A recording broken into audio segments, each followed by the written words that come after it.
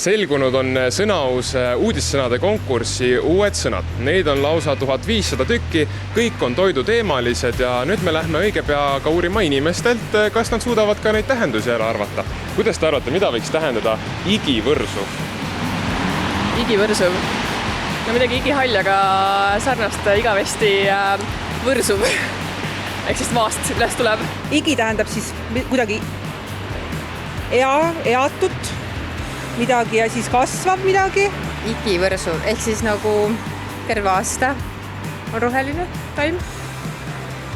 Regeneratiivne on see sõna, kus on tuletatud. Aga mis võiks olla hubatoit?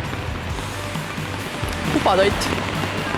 Ma eeldan, et see on ingliskeelne termin, tuleb kohe pähe, aga see on see nagu junk food, selline, mida ma nagu oma meele heaks siis söön. Hubatoit. See nagu meenub hupa-pupa millegi pärast, nagu huba. Ma isegi ei ole ise kunagi sellist sõna kasutanud. Hubatoit nagu mingi kodune toit või kodutoit. Mugavustoidud, kui tooli nipsutoit on kiiresti valmib, siis on nagu see, et äkki see võib olla just vastupidi, et restoranis tehtav toit. Täiesti. Nii, aga mis tegelikult on? Nii, see on siis inglise keelest comfort food. Siis selge. Et selline mugav toit, võib olla kiire toit näiteks. Veede.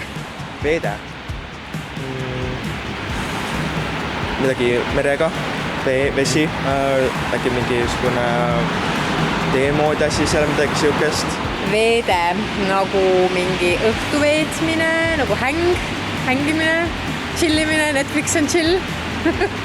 Inglise keeles on hästi popp sõna selle kohta. Inglise keeles nii väga ei... Pühapäeval, laupäeval lähed. Brunchile või midagi sellist. Brunch just nimelt väga õige. Taksisai. Sai taksos. Esimene asi, mis päev tuleb. Nagu hot dog või midagi sellist. See on hot dog, ma pakun. Ma võin sulle öelda, et seal sõna alguses on koera. Koer.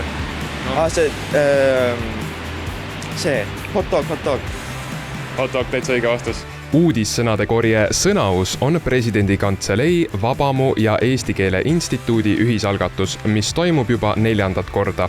Eesti keeles on aga juba olemas miljoneid sõnu, miks on uusi üldse juurde vaja mõelda.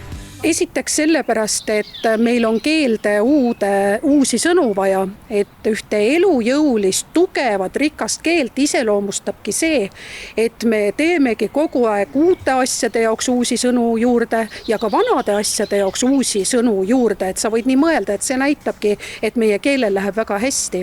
Marja Vaba nendib, et see, kas uued sõnad ka päriselt käiku lähevad, on suuresti inimeste enda otsustada. Kaasa võib aidata ka see, kui keegi kuulus või tähtis inimene, näiteks president, seda sõna rohkem kasutama hakkab. Niimoodi on näiteks eelmisel sajandil küll sõnavõistlustelt saadud kohuke ja sõõrik näiteks, täitsa igapäevased sõnad.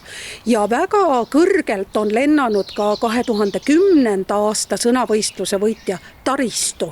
Sel aastal võitis konkurssi sõna rahke, mis on asenduseks itaalia keelest laenatud väljendile al dente. Toidu tegemises tähendab see, et pasta, riis või köögivili on pehme, kuid veel kergelt tihke. Konkursi rahvalemmikuks sõnaks pärjati aga varulauk. Selle mõtles välja Südalinna raamatukogu hoidja Tuuli Reinsoo. Varulauk tuli mul sellest, et mul on endal aed ja mõnikord ma võtan natukene liiga palju asju kaasa sealt aiast, et eriti just maitserohelist, sest et kevadisel ajal eriti muud ei ole võtta. Ja sealt tuligi see varulauk, et see, mis on igaks juhuks toodud, aga mida sa võib-olla ära ei tarvita. Kes soovib, saab teiste põnevate uudissõnadega tutvuda noorte Vabamu kodulehel Sõnause sõnastikus.